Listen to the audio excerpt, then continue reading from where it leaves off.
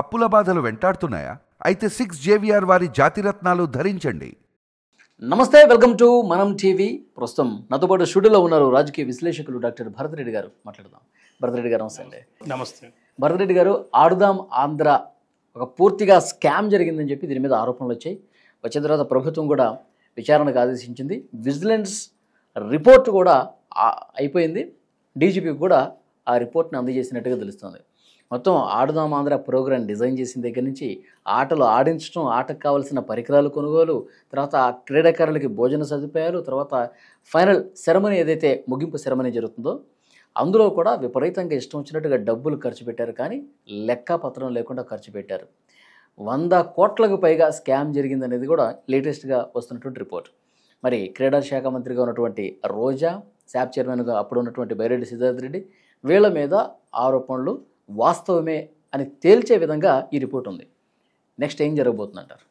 ఖచ్చితంగా కూటమి ప్రభుత్వం వచ్చిన తర్వాత గత ప్రభుత్వం చేసిన అవినీతి కానీ అక్రమాలకు కానీ వాటి మీద ఒక్కొక్కటిగా ఎంక్వైరీ చేసుకుంటున్న వెళ్ళిన పరిస్థితిలో ఒక్కొక్కరుగా ఇప్పుడు చాలామంది గతంలో పనిచేసిన మంత్రులుగా పనిచేసిన వాళ్ళు ఎక్కువ మంది జైల్లోనే ఉన్న సందర్భాన్ని మనం చూడొచ్చు.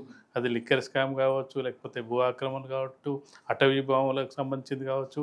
చాలామంది ఇప్పుడు అయితే ఎప్పుడైతే వీళ్ళు లోపలికి వెళ్తున్నారో కొంతమంది వైసీపీ నాయకులు గట్టిగా మాట్లాడే ప్రయత్నం చేస్తున్నారు.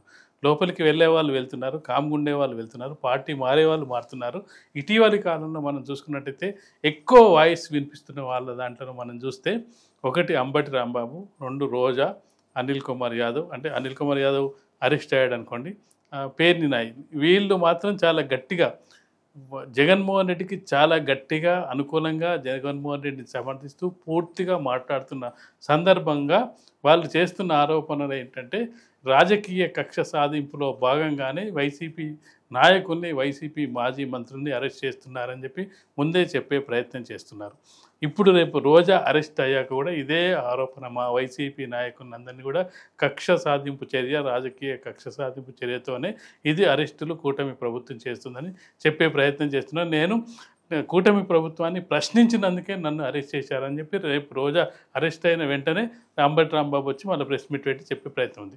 అయితే ఇక్కడ మనం చూడాల్సిన విషయం ఏంటంటే అదొక మంచి కార్యక్రమం. నిజం చెప్పాలంటే చేపట్టిన కార్యక్రమం అనేది చాలా మంచి కార్యక్రమం. ఆడుదాం ఆంధ్ర అనేది చాలా మంచి కార్యక్రమం. ఎందుకంటే ఇటీవలి కాలంలో మనం చూసుకున్నట్టయితే పిల్లలకు అసలు శారీరక శ్రమ లేదు. పాఠశాలలో విద్యాబోధన ఏ విధంగా ఉన్నట్టు కనీసం క్రీడా వసతులు లేవు, క్రీడలు ఆడించే వాళ్ళు లేరు. మనం ఏదన్నా ఒలింపిక్స్కో ఇక్కడికి బయటికి వెళ్ళినప్పుడు కనీస స్థాయిలో మనకు 140 కోట్ల దేశ జనాభాలో ఉన్న మన పట్టిక ఎక్కడుంది? మనం ఏదో చివరి స్థానంలో ఒక గోల్డ్ మెడల్ వస్తే ఆ సంతోషం చేసి మొత్తం దేశవ్యాప్తంగా సంబరాలు చేసుకుంటున్న పరిస్థితిని మనం చూస్తున్నాం. అదొక మంచి కార్యక్రమం. క్రీడలను ప్రోత్సహించడం, క్రీడాకారుని ప్రోత్సహించడం, ఆటపై ఆసక్తి కలిగించడం మంచి ప్రోగ్రాం. కానీ మంచి ప్రోగ్రామ్ని మంచిగా తీసుకెళ్తే దానివల్ల ఫలితం వస్తుంది. కానీ ఏ స్కాములు ఏ ప్రోగ్రామ్స్ చేసినా ఇక రాజకీయ నాయకులు అనుకోండి, అధికారులు అనుకోండి, అందులో ఏదో ఒకటి చేతివాటం కనిపిస్తూ ఉంటుంది. చేతివాటం మరీ ఎక్కువైనప్పుడు ఆ ప్రోగ్రామ్కి సంబంధించిన రిజల్ట్ రాకుండా పోతుంది.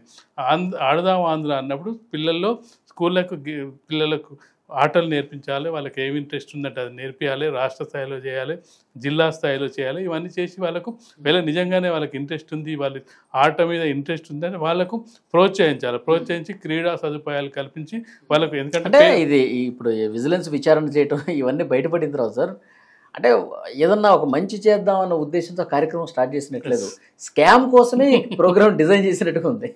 అదే ఇప్పుడు మనం చూస్తుంటే ఏ స్కామ్ చాలా మంది ఏమనుకుంటారంటే అరే ఈ రోడ్ వేయచ్చు కదా, ఇది బిల్డింగ్ వచ్చు కదంటే ఇప్పుడున్న పార్టీల నాయకులు, పార్టీ ప్రభుత్వాలు కూడా ఏమొస్తారంటే పెద్ద ప్రాజెక్టు కట్టినట్టయితే పెద్ద డబ్బులు వస్తాయి.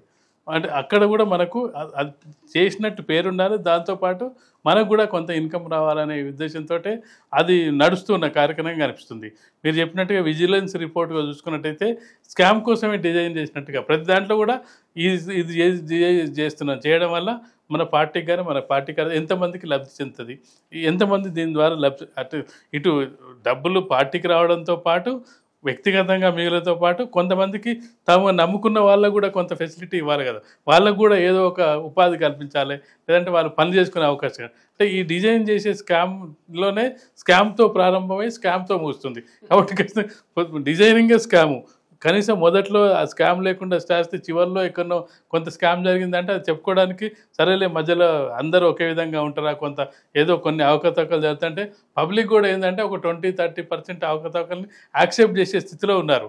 మరి 100% 100 చేస్తే టోటల్ స్కామ్స్ టోటల్ చేస్తే అది యాక్సెప్ట్ చేసే ఇప్పుడు ఏం చేయకుండా ఆ క్రీడాకారులని సెలెక్ట్ చేయడం కూడా ఒక పెద్ద స్కామ్. ఆ పార్టీ కార్యకర్తలు వాళ్ళు తీసుకొచ్చారంట ఆడించడానికి, వాళ్ళ డ్రెస్సులు, ఆ బ్యాట్లు, ఆ బాళ్ళు, ప్రతి దాంట్లో స్కామ్. ప్రతి దాంట్లో ఇప్పుడు తీసుకొచ్చిన వాళ్ళు ఆడరు, వాళ్ళకి డ్రెస్సులు కుట్టి, ఆడని వాళ్ళకు డ్రెస్సులు కావాలి, బ్యాట్ కావాలి, భోజన వస్తువులు కావాలి, హాస్టల్ వస్తువులు, అంటే ఏం జీరో తోటి మొత్తం వాళ్ళు ఆడించి అందులోంచి ఒక 10 మందిని తీసుకొచ్చి ఒక 4గురిని తయారు చేసినామంటే సరే వాళ్ళు తింటే తిన్నారులే, కొంత 4గురన్నా బయటకు వచ్చిన అనుకోవచ్చు. నువ్వు 10ని తీసుకొచ్చి 10లో ఒకరిని కూడా వాళ్ళని బయటకు తీసుకురాకపోతే స్కామ్ జరిగితే ఖచ్చితంగా ఏంటంటే ఇది కూటమి ప్రభుత్వం అని కానీ ఏ ప్రభుత్వం ఉన్నా కానీ ఎవరు చేసినా కానీ ప్రజా సొమ్మును దుర్వినియోగం చేసిన ఎవరైనా కానీ ఖచ్చితంగా కూడా వాళ్ళకు శిక్ష పడాల్సిందే. ఇది ఆడుదాం ఆంధ్రాలో సార్, ఆంధ్రాని వీళ్ళు ఆడుకున్నట్టుంది. ఆడుదాం ఆంధ్రతో ఆడుకున్నారు చెప్పాలంటే, ఆంధ్రతో ఆడుకున్నట్టుగా కనిపిస్తుంది. నిజాయితీగా చేస్తున్నప్పుడు తను నిజం చెప్పాలంటే కొంతమంది రాజకీయ నాయకులు అవినీతి చేయాల్సిన అవకాశం ఉండదు. జగన్మోహన్ రెడ్డి వచ్చిన సమయంలో కూడా చాలామంది జగన్మోహన్ రెడ్డి గతంలోనే జైలుకి వెళ్ళి వచ్చాడు, ఈసారి అవినీతికి చేయకపోవచ్చు, అతను 20 ఏళ్ళు సీఎంగా ఉండాలనుకుంటున్నాడు కాబట్టి ఖచ్చితంగా అవినీతికి దూరంగా ఉంటారు అని చెప్పి చాలామంది భావించారు. చివరికి ఏమైందంటే ఒక్కొక్క స్కామ్ బయటకు వెళ్తుంటే అరే ఎన్ని స్కీములు పెట్టిండో అన్ని స్కాములు బయటకు వెళ్తున్నాయి. అప్పుడు నేను ఆ స్కాము ఈ స్కామ్ పెట్టినా, పిల్లలకు స్కాము, పెద్దలకు స్కాము, లేకపోతే రైతులకు ఇవన్నీ పెట్టినా అని చెప్పుకుంటే సందర్భంలో స్కీముల కంటే స్కాములు బయటకు వస్తున్నాయి ఎక్కువ. ప్రతి వాళ్ళది ఏదో ఒక స్కామ్ వస్తుంది. సరే రాజకీయ కక్ష సాధింపుతో చేస్తున్నారని చెప్పి వీళ్ళ ఆరోపణలు వచ్చినప్పటికీ పొగలేంది నిప్పు రాదన్నట్టు ఏదో ఒక కనీసం ఉంటుంది, ఏది లేకుండా బయటకు వచ్చే అవకాశం ఉంది. కాకపోతే ఏంటంటే కొంత రాజకీయ ఒత్తిళ్లు, రాజకీయం కూడా అవతలి వాళ్ళని దెబ్బ కొట్టేయాలనే ప్రయత్నంలో కూడా ప్రభుత్వం చేస్తుంటుంది, ఏ ప్రభుత్వం అయినా చేస్తుంటుంది. గతంలో జగన్మోహన్ రెడ్డి చంద్రబాబు నాయుడిని స్కిల్ డెవలప్మెంట్ దాంట్లో అరెస్ట్ చేసి జైల్లో 10 రోజులు ఉంచిన సందర్భాన్ని కూడా మనం చూడొచ్చు. అంటే రాజకీయాల్లో ఈ ప్రత్యర్థుల ఎత్తులు పై ఎత్తులు ఉంటాయి, కానీ వీళ్ళు ఎంతవరకు దాన్ని న్యాయంగా చేశారనే దాని మీద ఖచ్చితంగా కూడా రోజాకు సంబంధించి రోజా ఖచ్చితంగా ఆమెకు ఇచ్చిన శాఖలు నిజం చెప్పాలంటే మంచి శాఖలు.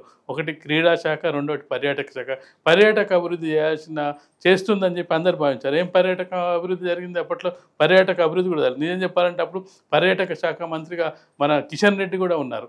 అసలు సమన్వయం చాలా బాగుంటుంది. నువ్వు వేరే రాష్ట్రాల వ్యక్తులతో సమన్వయం కంటే మన సొంత రాష్ట్రానికి చెందిన వ్యక్తి క్రీడా శాఖ మంత్రిగా ఉన్నప్పుడు, పర్యాటక శాఖ మంత్రిగా ఉన్నప్పుడు చాలా వాళ్ళు చేయడం వల్ల పేరు ప్రతిష్టలు వస్తాయి. దీనివల్ల ఏమైతే రేపు మాపు రోజా అరెస్ట్ అవుతుంది. అరెస్ట్ అయిన తర్వాత ఏం చెప్తుంది? నేను కక్ష సాధింపు చర్య, రాజకీయ కక్షలో భాగం చంద్రబాబు నాయుడు చేశారు, టీడీపీ చేశారు, కూటమి ప్రభుత్వం చేశారు. కానీ నీకు ఎవరికి వాళ్ళు ప్రశ్నించుకున్నప్పుడు ఎంతమంది నేను క్రీడాకారులను తయారు చేశాను అనేది ప్రశ్నించుకోవాల్సిన అవసరం ఉంది. ఖచ్చితంగా మీరు చెప్పినట్టుగా విజిలెన్సు నివేదికలో వస్తున్న దాన్ని చూసుకున్నట్టయితే స్కామ్ కోసమే దాన్ని ప్రోగ్రామ్ తయారు చేసినట్టుగా మనకు కనిపిస్తుంది. చూద్దాం సార్, నెక్స్ట్ అతి త్వరలోనే అరెస్టులు కూడా ఉండబోతున్నాయని చర్చ ఉంది. ఆ అరెస్టులు ఎట్లా జరుగుతాయి దాని గురించి మళ్ళీ మాట్లాడుకుందాం అయినప్పుడు. Thank you very much.